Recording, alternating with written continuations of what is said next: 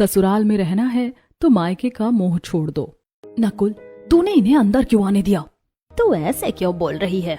अदिति मान जाओ ना, अब बस बात को खत्म करो।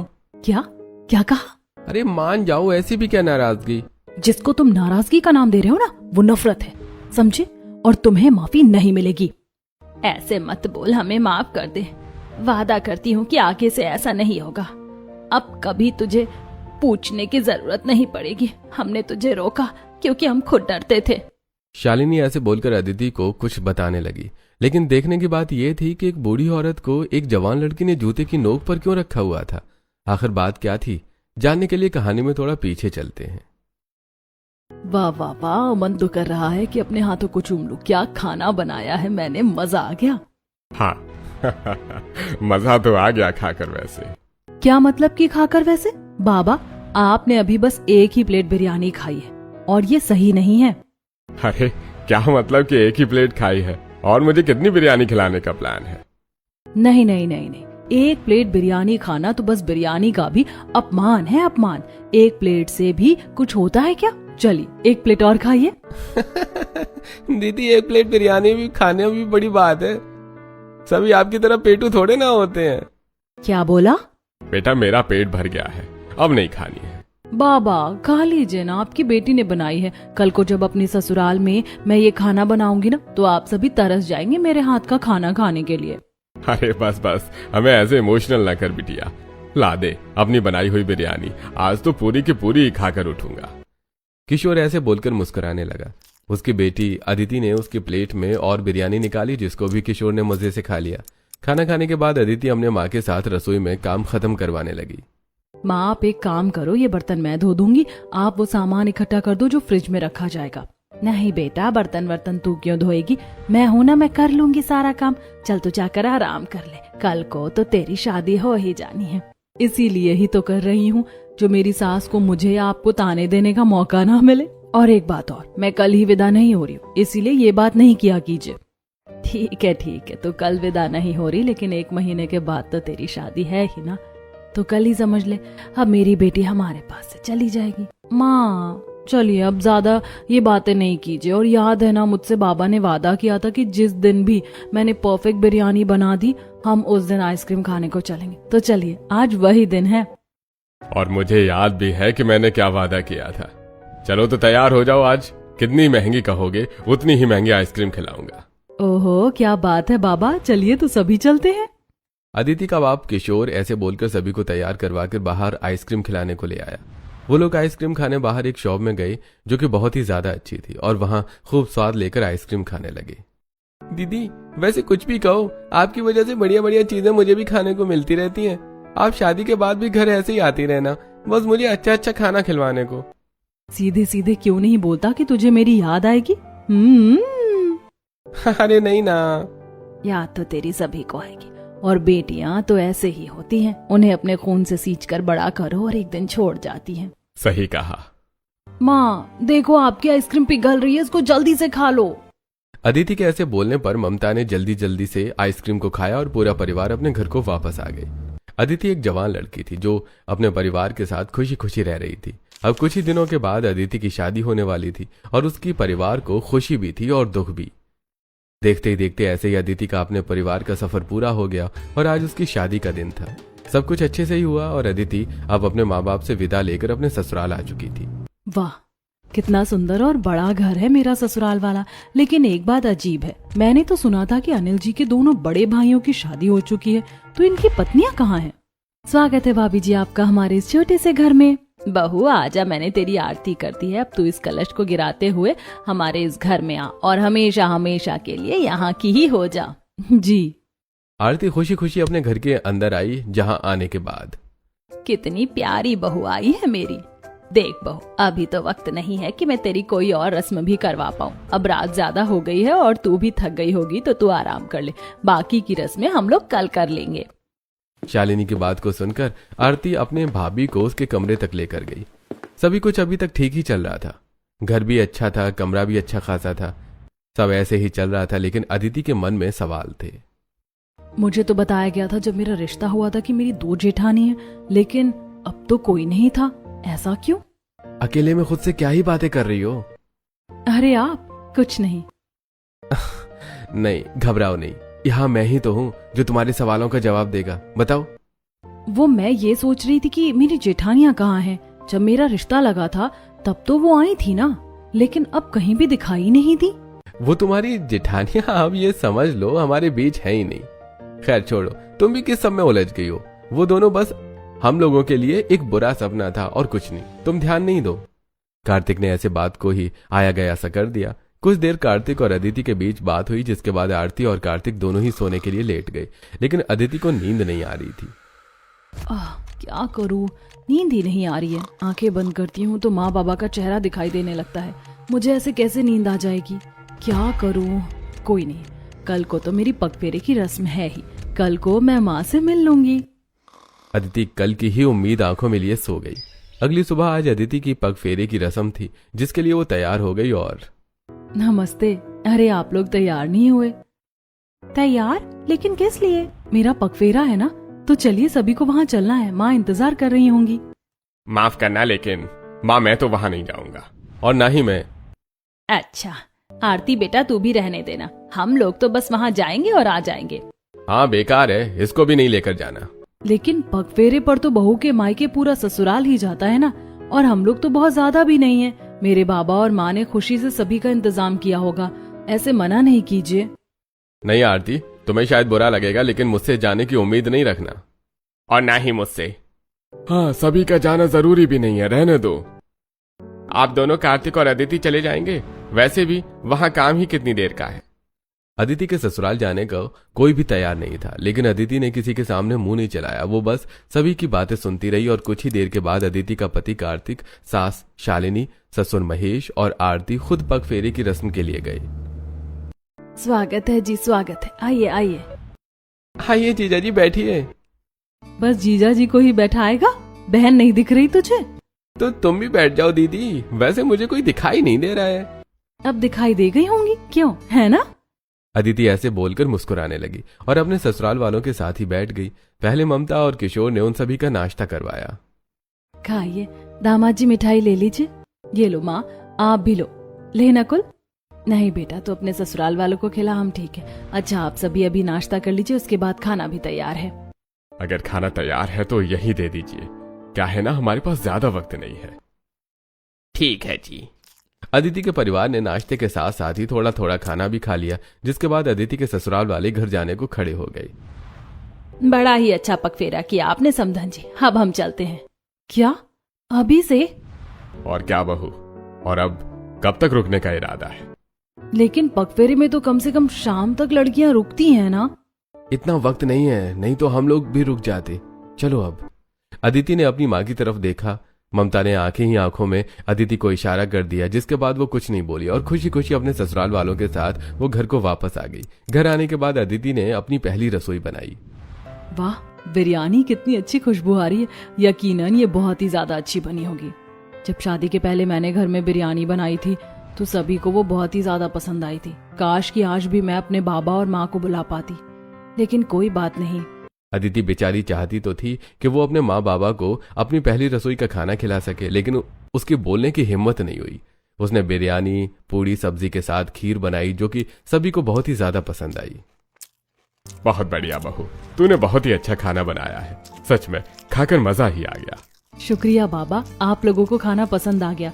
बस मेरी मेहनत मानो वसूल हो गई। वैसे मेरे बाबा भी ऐसे ही तारीफ किया करते थे जब मैं उनके लिए कुछ बनाती थी। अदिति ने ऐसे ही अपने दिल को समझा लिया, लेकिन उसके ससुराल वालों ने झूठे को भी ये नहीं कहा कि वो अपने बाबा या माँ के लिए भी खाना निकाल कर रख दें। ऐसे लगभग एक हफ्ता गुजर गया था और अब अदिति की रस्में सभी हो गई थी, लेकिन इस एक हफ्ते में ना तो उसकी अपनी माँ से बातचीत हुई थी और ना ही उसे उसके मायके जाने का मौका मिला था। ऐसे ही आज के दिन। आज तो मेरा दिल कर रहा है कि माँ के पास जाऊं और उनसे अपने बालों में तेल से मालिश करवाऊं। आज जल्दी से काम खत्म कर लेती हूँ, उसके बाद चली जाऊंगी। अदिति का अपने मायके जाने का दिल कर रहा था, जिसकी वजह से उसने अपने कामों को जल्दी जल्दी करना शुरू किया। अरे वाह, ये बर्तन तो साफ हो गए। अब जल्दी से मैं खाना बनाने से पहले कपड़े धो देती हूँ और उसके बाद खाना बनाकर मैं अपनी माँ के पास चली जाऊंगी। अदिति ने ऐसे बोलकर अपने कामों को और भी तेजी से किया। वो बर्तन धोने के बाद कपड़े धोने को चली गई और दोपहर के 12 बजे तक उसने खाना भी बना दिया। वाह, आज तो मेरा सारा काम कितनी जल्दी निपट गया। वाह भाभी, क्या चेन्नई एक्सप्रेस की रफ्तार से ही काम किया था आपने? सब कुछ कितना जल्दी हो गया। ऐसे ही कुछ समझ लो। वैसे मैंने ना आज जल्दी से काम इसलिए किया क्योंकि मुझे माँ के घर जाना है। मैं माँ जी से पूछती हूँ। आपको अपनी माँ के यहाँ जाना है? हाँ, मेरा मन कर रहा है, बहुत दिन हो गए हैं। कहाँ तो मैं माँ के बिना एक दिन नहीं रहती थी। अच्छा, क्यों, कोई दिक्कत है क्या? नहीं नहीं, मुझे क्या दिक्कत होगी, आप माँ से पूछ लीजिए कि आपको जाना है भी या नहीं। आरती की बात को सुनकर अदिति को थोड़ा अजीब लगा, लेकिन वो बिना घबराए अपनी सास से इस बात को करने को चली गई। हाँ बहू बोल, क्या बात है? माँ जी, मैंने खाना बना दिया है, साथ में मैंने सारे काम भी कर दिए हैं। अब क्या मैं कुछ देर को माँ के घर जा सकती हूँ? बाबा और कार्तिक जी खाना सुबह ही ले गए थे और आप सभी का खाना बनकर तैयार है। जब भूख लगे खा लीजिएगा। तुझे माँ के घर जाना है? ठीक है, चली जा। शुक्रिया माँ जी, आप बहुत अच्छी हैं। अदिति अपनी सास की बात को सुनकर खुश हो गई और अपने मायके जाने को निकल गई। ये आपने क्या किया माँ? आपने उन्हें जाने क्यों दिया? अब वो इस तरह से पूछ रही थी तो मैं उसे मना तो नहीं कर सकती थी, और शादी के बाद ये पहला मौका पड़ा है कि वो अपने घर गई। अभी तो जाने दे। हाँ, तो ऐसे ही पहली दूसरी बार में ही पानी सर से ऊपर हो जाता है। जाने देना, मैं उसको जल्दी ही बुला लूंगी। शालिनी ऐसे ही सोच रही थी। वहीं दूसरी तरफ अदिति अपने घर जाने को काफी खुश थी। आ गया मेरे घर का दरवाजा। माँ, दरवाजा खोलो। मेरी बच्ची आ गई क्या? अदिति, मेरी बच्ची। माँ, कितने दिनों के बाद देखा तुझे अदिति। अंदर आजा मेरी बच्ची। ममता खुशी से उसे अंदर लेकर गई, जिसके बाद माँ, बाबा और नकुल कहाँ हैं? किसी काम से गए थे, आते ही होंगे। ओह अच्छा, तू बैठ, मैं चाय लेकर आती हूँ तेरे लिए। नहीं माँ, बस बैठी रहो, मैं कोई मेहमान तो नहीं हूँ ना। तू बता, तेरी सास कैसी है और कैसी चल रही है तेरी जिंदगी? बस माँ, सब ठीक है। तेरी सास फोन कर रही है, उठाइए, हो सकता है कि कुछ पूछना हो। हेलो जी समधन जी। अच्छा, ठीक है। क्या हुआ माँ? वो तेरी सासू माँ तुझे बुला रही, बोल रही है कि उनके सर में बड़ा तेज दर्द है, तो तू जल्दी से घर चली जा। क्या, इतनी जल्दी? और सर में दर्द है तो इसमें मैं क्या करूंगी? उनकी बेटी घर में ही है। चल फिर किसी दिन आना, तब हम दोनों बात करेंगे। ठीक है माँ, आप भी आ जाना। अदिति को उसकी सास ने उसके मायके में रुकने नहीं दिया और वो जाते ही वहां से आ गई। अब हर रोज ऐसे ही होने लगा था। अगर अदिति अपने घर जाने की बात करती तो शालिनी उसे किसी न किसी काम में उलझा देती थी। ऐसे ही लगभग 1 महीना निकल गया था और आज के दिन अदिति सामान लेने बाजार आई हुई थी। मैंने आलू ले लिए, पनीर भी, अब बस घर जाना बाकी है। अरे हाँ, मुझे खड़े मसाले भी तो लेने। माँ के घर की तरफ जो दुकान है वहाँ से अच्छे खड़े मसाले कहीं नहीं मिलते, वहीं जाकर ले लेती हूँ और इसी बहाने में माँ से भी मिलूंगी। वैसे भी मेरे ससुराल वाले तो ना जाने किस सोच के हैं, ना ही मेरे पास या घर में एक भी मोबाइल है, और एक है भी तो वो बस माँ जी के ही अंडर में रहता है। किसी को पता नहीं चलेगा, मैं माँ के घर यूं ही बैठ जाऊंगी। अदिति ने बाहर के बाहर ही अपनी माँ के घर जाने का सोच लिया था। वो पहले अपने मोहल्ले वाली दुकान में गई जहां से उसने खड़े मसाले लिए, और उसके बाद वो अपनी माँ के घर जाने को बस हो ही रही थी कि तभी उसे उसके जेठ ने देख लिया। अरे अदिति, तुम यहाँ? हाँ जेठ जी, वो मैं सामान लेने को आई थी। लेने को आई थी? तो अभी तक लिया कि नहीं लिया? हाँ, ले लिया है। अरे तो वहां क्यों जा रही हो? घर तो इधर है ना तुम्हारा। हाँ, आपका घर तो वही है, लेकिन मेरा एक घर यहाँ भी तो है। यहाँ कौन सा घर है? अच्छा, तुम्हारा मायका। हाँ, मैं कुछ देर को माँ के पास जा रही थी। 1 महीना हो गया है उनका चेहरा देखे हुए। देखो अदिति, हो सकता है कि तुम्हें मेरी बात बुरी या गलत लगे, लेकिन तुम वहां नहीं जाओगी। रीजन मत पूछना। क्या, लेकिन क्यों? और अभी तो शाम होने में भी वक्त है, मैं वक्त से पहुंचकर खाना बना दूंगी। मैं तुम्हें बिल्कुल भी जाने की इजाजत नहीं दूंगा। अब तुम्हारी शादी हो गई है तो ससुराल में ध्यान लगाओ। मायका तुम छोड़ आई हो, समझ आया? जाओ घर जाओ। ये क्या बात हुई? वहाँ मेरे माँ बाबा हैं, जेठ जी, मैं कैसे उन्हें छोड़ सकती हूँ या भूल सकती हूँ? अच्छा, अगर ये बात है तो बस मायके से ही अपना नाता रखो, ससुराल आने की जरूरत नहीं है। देखिए, आप मुझसे बड़े हैं और मेरी माँ ने सिखाया कि बड़ों का हमेशा आदर ही करना चाहिए, इसीलिए मैं आपसे कुछ भी गलत तो नहीं बोलूंगी, लेकिन बात हक की कहूंगी। आप कोई नहीं होते मुझसे ये बोलने वाले कि मैं कहाँ जाऊँ और कहाँ नहीं, और आपकी इस बात के बारे में तो मैं अब माँ को बताऊंगी। अदिति ऐसी आंखें दिखाकर अपने ससुराल पहुंची। पीछे से कुलदीप भी आ गया और घर वालों के सामने पूरी बात रखी गई। माँ जी, मैंने सभी कुछ इज्जत के साथ ही बोला था, और एक जेठ जी कभी किसी बहू को ये नहीं बता सकते कि वो कहाँ जाएगी और कहाँ नहीं, और उसके मायके जाने पर तो कोई रोक होती ही नहीं है। बस बहू, बहुत बोल ली तू, और हमने तुझे बोलने भी दिया, लेकिन अब हम बोलेंगे और तू सुनेगी। पहली बात, तेरा जेठ कुछ भी गलत नहीं बोल रहा है। अब शादी हो गई है तो बस अब मायके का मुंह छोड़ दो।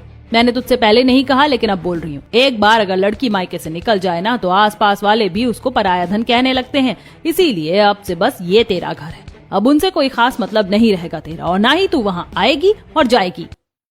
माँ जी, ये आप क्या बोल रही हैं? आपकी भी एक बच्ची है, जरा इसको मेरी जगह रखकर सोचिए। माँ सही बोल रही है अदिति, और आरती भी शादी के बाद तो बहुत कम आना जाना कर देगी, बस ऐसे ही अब तुम्हारा रहेगा। लेकिन ये कैसे हो सकता है, मैं अपने माँ बाबा के जाए बिना? ठीक है, अगर तुझे ये सब इतना ही मुश्किल लग रहा है ना बहू, तो ये मत कर। फिर हम क्या करेंगे ना, हम तुझे तेरे मायके ही दे आएंगे, फिर बस वहाँ पर ही रहना। शालिनी की बात को सुनकर अदिति को समझ नहीं आया कि अब वो क्या कहे, और वो उनकी ही बात पर राजी हो गई। देखते ही देखते इस बात को हुए 1 हफ्ता बीत गया था, और इस 1 हफ्ते में अदिति ने अपनी माँ के घर जाने का नाम तक नहीं लिया। लेकिन अब अदिति का दिल बेचैन हो रहा था अपनी माँ से बात करने को। आज पूरा 1.5 महीना हो गया, अब तो मेरा दिल निकला जा रहा है बाबा से बात करने को।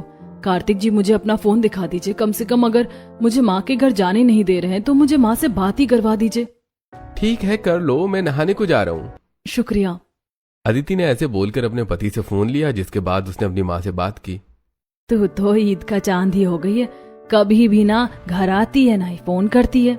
हाँ माँ, बस मजबूरी है।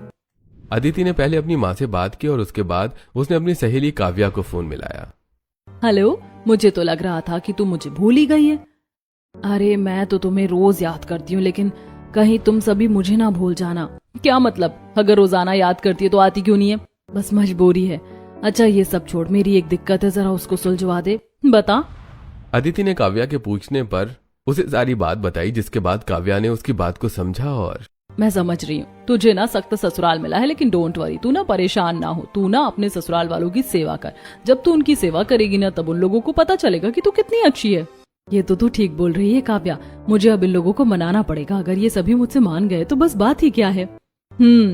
चल, अब ऑल द बेस्ट। देखना 1 हफ्ते के अंदर अंदर तू अपने मायके आई हुई होगी। काव्या की बात को सुनकर अदिति को हिम्मत मिली और उसने अपने ससुराल में अब और भी मेहनत और खुशी से काम करना शुरू किया। क्या बात है, रसोई के अंदर से बड़ी अच्छी खुशबू उड़ रही है। उड़ेगी ही माँ जी, आज मैंने सभी के लिए छोले भटूरे और साथ में सूजी का हलवा जो बनाया है। क्या बात है, आज तो तू बड़ी मेहरबान है, वो भी इतनी सवेरे सवेरे। बहुत बढ़िया, ऐसे ही अपने घर में ना खुश रहा करो। मायका मायका ये सब तो शादी के बाद बस एक छोड़ा हुआ घर होता है, लड़कियों को मायके जाना ही नहीं चाहिए। अदिति को शालिनी की बात दिल पर लगी, लेकिन उसे उन सभी का दिल जीतना था, इसलिए वो कुछ भी नहीं बोली। ऐसे ही अगला दिन भी आया और आज भी अदिति ने बड़ी ही लगन से काम किए, जिसके बाद बस मेरे किए हुए कामों का कोई फायदा शायद सामने नहीं आएगा। एक काम करती हूँ, मैं ना अभी माँ के सर में तेल लगा देती हूँ। अदिति ने आज कामों से अलग भी काम किया। वो अपनी सास का सिर तेल से मालिश करने को पकड़कर बैठ गई और क्या बात है, कितना अच्छा लग रहा है। दिमाग की जरा चंपी करवा कर। बहू, ऐसे अपने बाबा के भी मालिश कर दिया कर, उन्हें जो हर वक्त की सरदर्द की शिकायत है ना, वो खत्म हो जाएगी। ठीक है, ये तो कभी ये नहीं कहेंगे कि तू अपनी माँ के घर हो आना, लेकिन नहीं अदिति, तू हिम्मत नहीं हार सकती। अभी तो दूसरा ही दिन है, चाहे कितने ही दिन क्यों ना लग जाएं, लेकिन मैं भी अपनी सास को मना कर ही दम लूंगी। अदिति की बात को समझने को वहां उसके ससुराल में कोई नहीं था। आज का दिन भी बस अदिति की मेहनत में बीत गया, लेकिन किसी ने खुश होकर उससे ये नहीं कहा कि वो अपनी माँ के घर आ सकती है। ऐसे ही देखते देखते 1 हफ्ता गुजर गया, लेकिन अभी भी अदिति अपने मकसद में कामयाब नहीं हुई थी। ऐसे ही आज के दिन वो घर में मेहनत कर रही थी कि तभी कार्तिक के पास फोन आया। हाँ सासू माँ, बोलिए। दामाद जी, देखिए घर में तो कोई भी आपके फोन वोन नहीं है जो मैं अदिति को बता पाती। नकुल की ना तबीयत खराब हो गई है, अदिति को बता देना, वो उसको याद कर रहा है, आ जाएगी। क्या कहा? तबीयत खराब हो गई है? कोई नहीं, मैं बता दूंगा। वैसे अब तबीयत कैसी है उसकी? अब तो आराम है, आधी रात को हमें बच्चे को लेकर जाना पड़ा। आप चिंता नहीं कीजिए, मैं बता दूंगा। अगर अदिति को बताया तो वो भी जाने को कहेगी। नहीं, मैं उसे नहीं बताऊंगा। अब तो तबीयत सुकून में ही है, बस इतना काफी है। कार्तिक ने घर के होने के बावजूद भी अदिति को नहीं बताया। कुछ देर के बाद अदिति जब छत पर कपड़े फैलाने को आई तो उसकी पड़ोसन कमला बोली, अरे अदिति, तुम यहाँ हो? मुझे तो लगा अपने मायके गई होगी, भाई के पास। क्या? क्यों जाती मैं मायके? और क्या मतलब भाई के पास? अभी मैं वहीं से आ रही हूँ। तुम्हारे भाई की रात में तबीयत बिगड़ गई थी, तुम्हें पता नहीं चल पाया शायद। और जब मैं वहाँ बैठी हुई थी तब तो कार्तिक के पास फोन भी किया था ममता बहन ने, उन्होंने भी नहीं बताया तुमको? नहीं, मुझे तो किसी ने कुछ भी नहीं बताया। मेरे मायके में इतना कुछ हो गया और मुझे खबर भी नहीं। बताओ, जाओ जाकर पूछो कार्तिक से। अदिति थोड़ी उदास और थोड़ी गुस्से में नीचे आई और उसने कार्तिक से आकर पूछा, कार्तिक जी बताइए, क्या ये बात सच है? कल रात मेरे भाई की तबीयत खराब हुई थी जिसके बारे में आपने मुझे नहीं बताया। हाँ, ये तबीयत रात में बिगड़ गई थी लेकिन अब सब ठीक है। ऐसे कैसे ठीक है? मुझे मेरे भाई के पास जाना है, लेकर चलिए मुझे।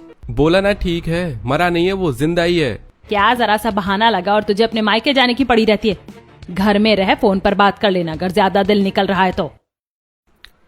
अपने ससुराल वालों की बातें सुनकर अदिति टूट गई और उसकी जो उम्मीद थी कि उसके ससुराल वाले उसको उसके मायके खुलकर जाने देंगे, वो उम्मीद भी आज टूट चुकी थी। वो टूटी हुई सी ही अपने कमरे में आ गई जहां ये कैसे परिवार में हो गई है मेरी शादी?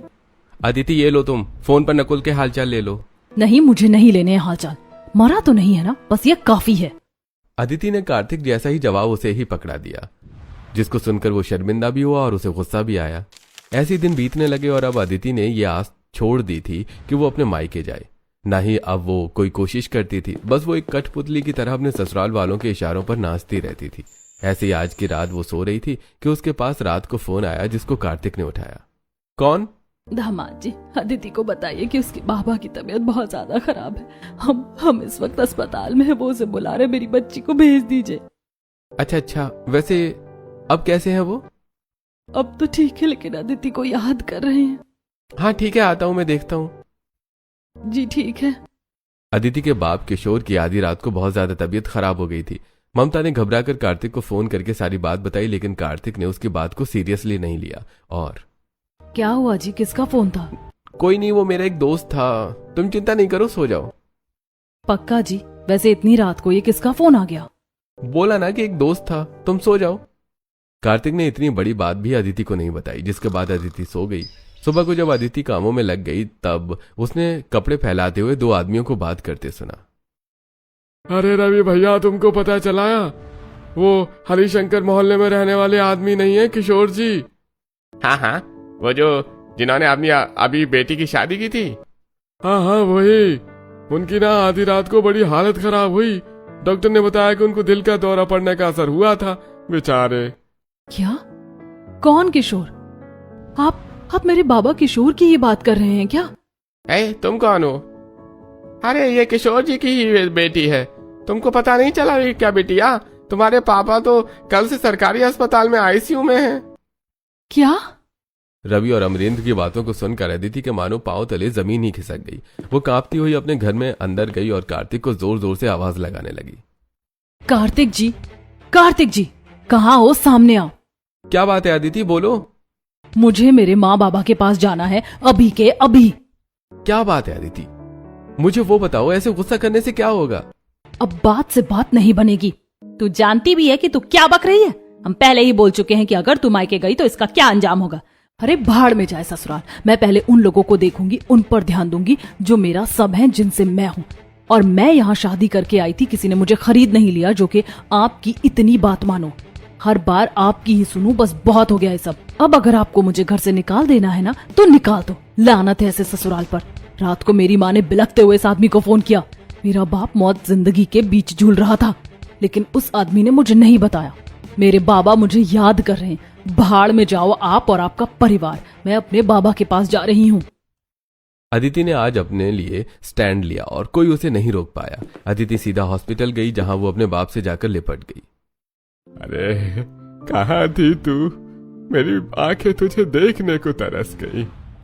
जहां भी थी, लेकिन अब आ गई हूँ आपके पास, और अब कहीं भी आपसे दूर नहीं जाऊंगी, ये मेरा वादा है बाबा। अदिति ऐसे ही बोलकर किशोर के पास बैठ गई तो वहीं दूसरी तरफ, जाने दो इसे क्या लगता है कि इसके बिना हम लोगों पर बहुत फर्क पड़ेगा? अपना ही ससुराल खो रही है, देखना 2 दिन में खुद ही रोती हुई आएगी। शालिनी को लगा था कि अदिति हार मान जाएगी और वो उसके आगे हाथ जोड़ देगी। उधर अदिति को अपने ऊपर गुस्सा आ रहा था। मैं भी एकदम पागल हूँ, बिल्कुल पागल। क्या पड़ी थी मुझे किसी के इशारों पर नाचने की? मैं आज की नारी हूँ, मुझे तो ये कदम बहुत पहले उठा लेना चाहिए था, लेकिन अब बस और नहीं। अब मैं वहां जब तक नहीं जाऊंगी जब तक वो लोग खुद आकर मेरे बाबा से, माँ से माफी नहीं मांग लेते हैं। अदिति भी अपने फैसले पर अटल थी। अब उसने ठान लिया था कि वो भी अपने ससुराल नहीं जाएगी। देखते ही देखते 1 हफ्ता गुजर गया, लेकिन अभी तक अदिति ने अपने ससुराल में एक फोन तक नहीं किया था। वो अपने बाप की सेवा करती थी और खुशी से अपने माँ बाप के साथ रह रही थी। अदिति क्या बना रही है? बाबा के लिए खिचड़ी बना रही हूँ माँ, आपको भी खानी हो तो बता देना। नहीं मुझे नहीं खानी, बस तू मुझे ये बता दे कि तेरी अपने ससुराल में बात हुई कि नहीं। नहीं माँ नहीं हुई, और ना तो अपनी तरफ से कभी करना भी चाहूंगी। जिंदा हूँ काफी है। नहीं बेटा ऐसे नहीं बोलते, माना कि वो लोग कैसे भी सही हो लेकिन तेरा ससुराल है, तू समझ तो रही है ना बात को, इसीलिए तू ऐसे जिद नहीं कर। नहीं माँ, हर बार लड़की ही क्यों झुके? भेड़ बकरियां हैं क्या हम जो बस कुर्बानी ही देती रहेंगी? मैं अब उन लोगों की मौत की भी खबर नहीं रखूंगी बस। अदिति ने ऐसे बोलकर बात खत्म कर दी। तो वहीं दूसरी तरफ माँ, अदिति फोन भी नहीं उठाती है मेरा, और आप बोलती हो कि वो रोते हुए घर को आएगी। मुझे पता है वो नहीं आएगी। आज 1 हफ्ता हो गया है और उसने कोई फोन भी नहीं किया, कहीं वो भी बाकी बहुओं की तरह ही। नहीं माँ, मैं अपनी पत्नी से बहुत प्यार करता हूँ और हम आज ही जाकर उसे लेकर आएंगे, और बस ये मेरा आखिरी फैसला है। कार्तिक की बात को सुनकर किसी ने भी मना नहीं किया और वो सभी शाम के वक्त अदिति के घर पहुंचे। अरे आप सभी अंदर आ जाइए। नकुल, तूने इन्हें अंदर क्यों आने दिया? तू ऐसे क्यों बोल रही है? अदिति मान जाओ ना, अब बस बात को खत्म करो। क्या क्या कहा? मान जाओ, ऐसी भी क्या नाराजगी है? जिसको तुम नाराजगी का नाम दे रहे हो ना, वो नफरत है, समझे? और तुम्हें माफी नहीं मिलेगी। ऐसे मत बोल, हमें माफ कर दे। वादा करती हूँ कि आगे से ऐसे नहीं होगा। अब कभी तुझे पूछने की ना जरूरत नहीं पड़ेगी। हमने तुझे रोका क्योंकि हम खुद डरते थे। शालिनी ने ऐसे बोलकर अदिति को बताने लगी कि उसने क्यों आज तक अदिति को उसके मायके जाने की इजाजत नहीं दी। मैं तुझे इसलिए नहीं आने देती थी क्योंकि मुझे डर था कि कहीं मैं तुझे खो ना दूं। मेरे कुलदीप और अनिल की पत्नियों को कभी उनके मायके आने जाने से नहीं रोका, लेकिन वो एक वक्त में फिर इतना मायके जाने लगी कि उन्होंने वही लड़के फंसा लिए और वो दोनों ही मेरे बेटों की जिंदगी से भाग गई। बस यही डर मुझे सताता था, लेकिन अब मैं समझ गई हूँ कि हर लड़की एक जैसी नहीं होती है। कुछ अपने माँ बाप के बिना रह ही नहीं सकती है, इसीलिए मुझे माफ कर दे। अब मैं कभी तुझे नहीं रोकूंगी। तेरा जब दिल करे तू अपने माँ बाप के पास आना बेटा, लेकिन तू वापस लौटा। चल अदिति माफ कर दे, बड़ों से इतना नहीं कहलवाते, और तेरी सास ने डर में ही तुझे नहीं आने दिया। तू एक काम कर, तू ससुराल जा, बाबा की टेंशन नहीं लेना, वो ठीक है। ठीक है माँ, बस आप बोल रही हैं तो, नहीं तो मैंने सोच लिया था अब मैं ससुराल का मुंह नहीं देखूंगी। अदिति ने अपने लिए कदम उठाकर यह साबित कर दिखाया था कि औरत कमजोर नहीं होती, बस वो खुद के लिए बोलना नहीं जानती। लेकिन जब वो अपनी ताकत को समझ ले और खुद के लिए खड़ी हो जाए तो दुनिया की कोई ताकत उसे हिला नहीं सकती। और अदिति ने ये मिसाल भी कायम की कि लड़कियां चाहे ससुराल ही क्यों न जाएं, लेकिन मायका कभी पराया नहीं होता। अदिति अपनी ससुराल में भी रहती थी और मायके भी आती थी, और अब अदिति की जिंदगी में भी सब ठीक हो चुका था और अब वो भी खुशी खुशी रहा करती थी।